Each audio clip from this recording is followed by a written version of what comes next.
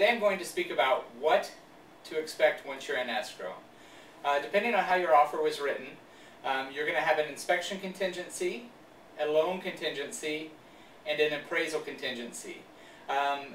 Sometimes agents, to make the offer come across stronger, if you're in a multiple offer situation, they will shorten those contingencies. It's not uncommon on an inspection contingency to see that shortened to 12, 10 days. Sometimes if it's a multiple offer situation, the listing agent will counter back with something like that.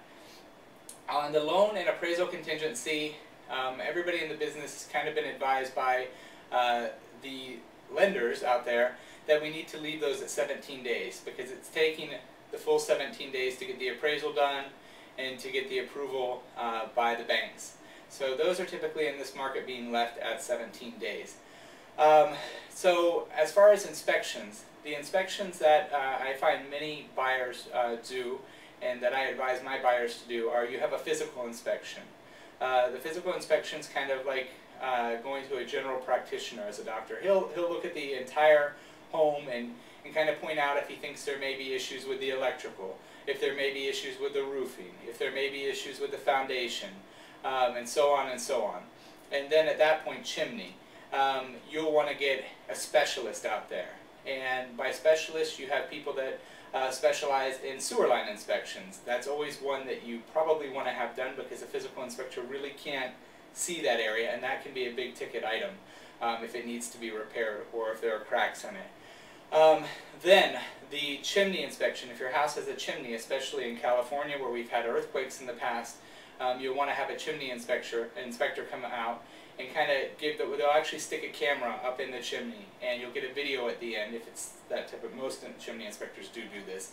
Kind of letting you go, it'll be narrated, letting you know exactly what is wrong with the chimney. They'll give you an estimate on cost, and that's the same with the sewer line inspection. They'll put a camera through there and you'll get a video at the end and it'll be narrated saying here we're turning, we see a slight crack, if it's a clay sewer line, if there's root intrusion, if it needs to be cleaned out. And then the other inspection, specialist inspection that a lot of buyers do is a foundation inspection. And the foundation inspection is important because if there are cracks in the foundation, you want to know about it because that can actually be costly. If there are no cripple walls, if the house hasn't been bolted, all these things you want to know as a buyer going into it because these can be costly things. Usually your big ticket items when a person purchases a house are foundation, sewer line, and chimney.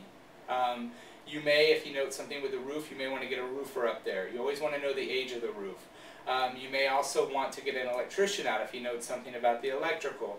You want to know if the electrical's been updated. Sometimes you may want to get a plumber out if it's old galvanized piping. It may be ending the end of its life expectancy, so you may want to get somebody out there to kind of let you know those costs. Those are all things that you as a buyer, when you first go through the home, you really can't get a good idea of what's wrong, what's right, because a lot of those things are hidden. So you'll find out the cost, and then if it's a substantial cost, you can at that point go back to the seller and ask for a credit. The seller may say yes, the seller may say no. It depends on if it's a trust sale or something like that. He may say, you know, this was as is, you're buying an older home. You may, have problems, you may not, but we're selling this house to you as is. This is your responsibility. Or the seller may, if they haven't had a lot of offers and they've been on the market for a while, they may give you a credit. They also have the option to make the repairs themselves. But a lot of times sellers don't want to make the repairs because the buyer may come back in and say, this wasn't done the way I would have done it. So the seller many times will give a credit for things like that. And many times sellers will say the property is sold as is, and then you get into these inspections and things come up with the foundation, chimney, sewer line, and the buyers will still go back and ask for a credit. And it's not unheard of that they will get that credit. Because the thing about that is once you as a buyer have done all these inspections and paid for all these reports, and it does add up after a while, you will then pass those along when you ask for the credit or repair to the listing agent. The listing agent will then pass those along to the seller. And if the seller then says, no, I'm not making the repairs or not giving the credit, he then has to pass along those reports to any future buyer. And anybody is probably going to ask for these repairs to be made. So that is the reason why you want to do all these inspections. You want to go into your home purchase with your eyes wide open, knowing exactly what the problems are and the cost that's related to those problems being fixed. And then you also want to have the reports. If you do want to ask for a credit, that's your ammunition.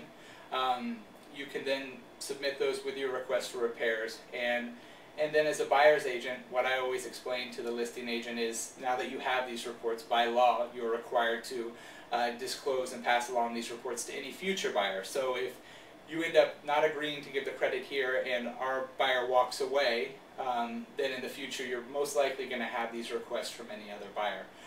So those are a few things to expect once you get into escrow. If you have a good agent representing you, then they should have people for you to contact for all these different inspections. They should always give you a list of 3 to 4 inspectors for each one, so you can then go and price and figure out who you're most comfortable with. Call me if you have any questions. I love what I do, and I will keep giving you updates. Thank you so much. Bye.